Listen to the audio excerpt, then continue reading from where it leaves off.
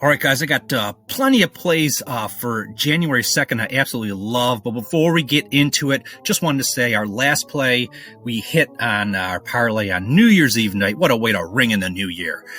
Plus 115 odds parlay to, where we had the Dallas Stars and the Colorado Avalanche both win in regulation, parlay together at plus 115 odds. We are up almost 10 units on the year just for the NHL this season, in the NHL this season. And like I said, I got plenty of games I absolutely love in the NHL. We're going to do something a little bit different. As you can see on the screen here, I have a parlay between the Dallas Stars in regulation and the Edmonton Oilers plus 1.5 on the puck line.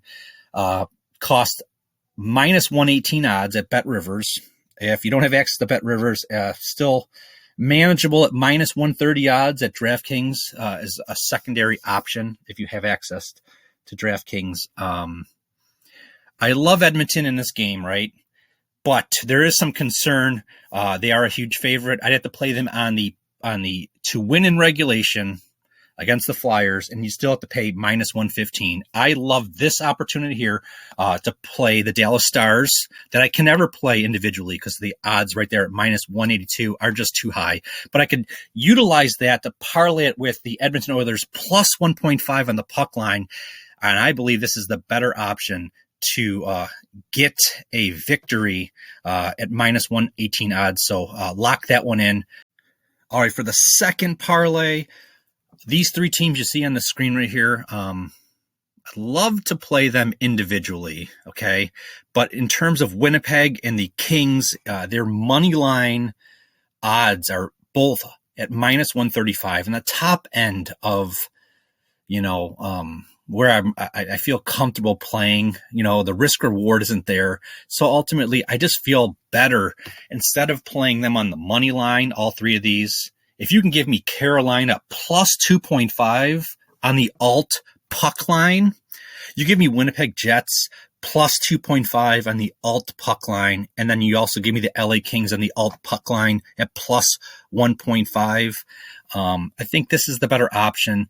When it's all, like I said, when it's all said and done, I hope I'm wanting to kick myself for not playing all these individually. But what the comfort of playing these two parlays is, I think it gives us the best chance to win. It also is a defensive play, so to speak, where we know we limit how much we can lose. We know at the very worst we would only be down 2 units. So we're kind of bringing down the variance of what could happen. Instead of playing 5 individual bets, there's a mathematical probability, maybe slim, that we could lose all 5. So playing defense a little bit and knowing your risk and saying, I feel comfortable knowing that at worst I could lose 2 versus the other way where I could lose 5 units. That's why I'm approaching it this way.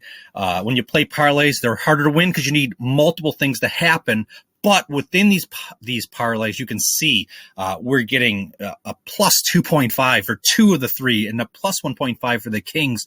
So you're kind of trading off where you're getting a lot of wiggle room for things to not go our way and still be able to cover these parlays. So that's about it. I'll lock these in. Like I said, this is just something that I'm doing for January 2nd. This is not necessarily how we will be betting in the future. I anticipate we'll be going back to individual plays. It's just that there's some scenarios coming into this where I think this is the better option because of the way some of these are priced and they're not the greatest risk reward. So there you go. Lock them in. Let's go get it done, baby. Let's go get it.